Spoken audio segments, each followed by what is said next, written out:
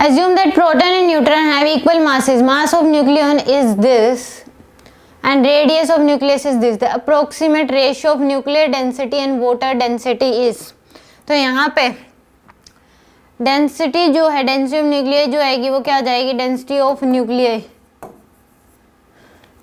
Density of nucleus जो होगी वो क्या आएगी आपके पास, मास बाय वॉल्यूम।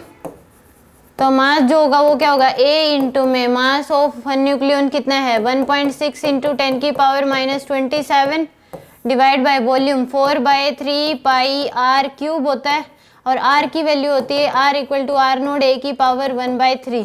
तो यहाँ पे हम लिख सकते हैं यह जाएगा आर नोड की पावर 3 इंटू में ए, तो ए से ए कैंसिल हो जाएगा, ये आएगा 3 इंटू 1.6 इंटू 10 की पावर -27 डिवाइड बाय 4 इंटू में 3.14 इंटू में आर नोड की value and radius of the nucleus. Direct ही दे रखिए, आर नोड की वैल्यू आ जाएगी ए, डायरेक्ट ही दे रखी है, हमें तो पुट करने की जरूरत नहीं है। तो 4/3 पाई आर क्यूब यानी कि 1.5 इंटू 10 की पावर -15 इसका क्यूब इंटू में क्या आ जाएगा ए, तो ए से कैंसिल 1.6 इंटू 10 की पावर -27 इंटू में 3 डिवाइड बाय 4 इंटू पाई की value 3.14 into 1.5 into 1.5 into 1.5 into में 10 की पावर -45। तो यहाँ से इसको सोल्व करेंगे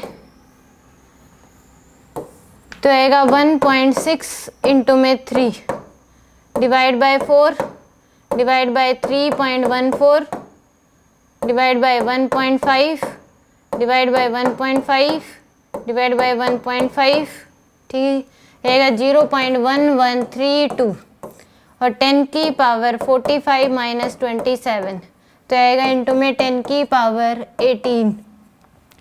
यह आ जाएगी वैल्यू डेंसिटी ऑफ न्यूक्लियस।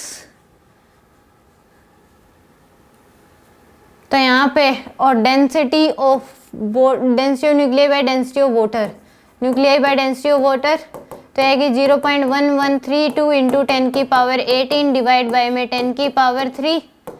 तो यहाँ से आ जाएगा ये 0.1132 इंटू में 10 की पावर 15, इसने 10 की पावर 13 दे रखा है तो आएगा 11.32 इंटू में 10 की पावर 13।